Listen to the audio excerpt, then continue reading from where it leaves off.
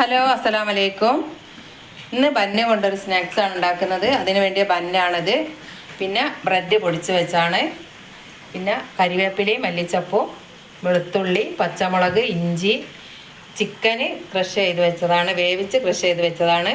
പിന്നെ ഉള്ളി അരിഞ്ഞ് വെച്ചാണ്, വലിയ ഉള്ളിയാണ്. പിന്നെ 2 മുട്ട പൊട്ടിച്ച് കലക്കി വെച്ചതാണ്.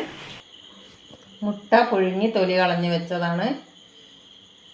ബന്നിനൊരു ചെറിയ ഹോൾ ഇട്ട് കൊടുക്കുകയാണ്. കുറച്ച് ഇങ്ങോട്ട് മുറിച്ചിട്ടായിട്ടുണ്ടെന്ന് കുറച്ച് ഹോളിട്ട് ഇങ്ങോട്ട് എടുക്കുകയാണ്.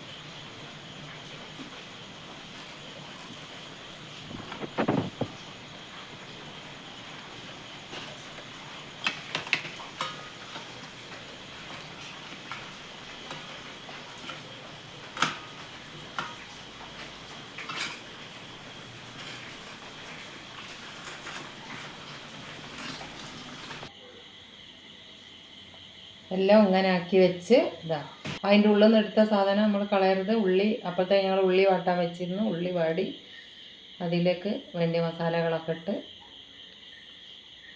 പിന്നെ നമ്മൾ സമൂസ ഒക്കെ ഉണ്ടാക്കുന്ന പണ്ടം തന്നെയാണ്. അതിലേക്ക് വേണ്ടി ചേരുവകളൊക്കെ ഇട്ട് ഉള്ളി വാടി കഴിഞ്ഞ് ഇതിലേക്ക് ക്രഷ് ചെയ്ത് വെച്ച ചിക്കൻ ഇടണം. മസാലകളൊക്കെ ഇട്ട്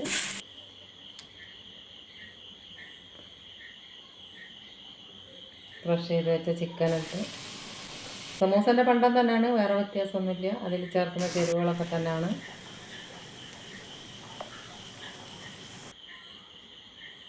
ഇനി ഇതിലേക്ക് നിറയ്ക്കണം.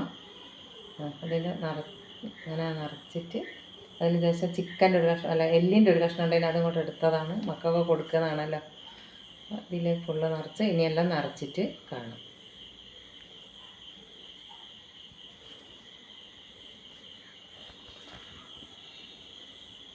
മുട്ട ഇങ്ങനെ വെക്കുക.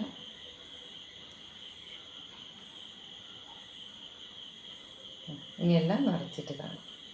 പിന്നെ നമ്മൾ അതിൻ്റെ ഉള്ളിൽ നിന്ന്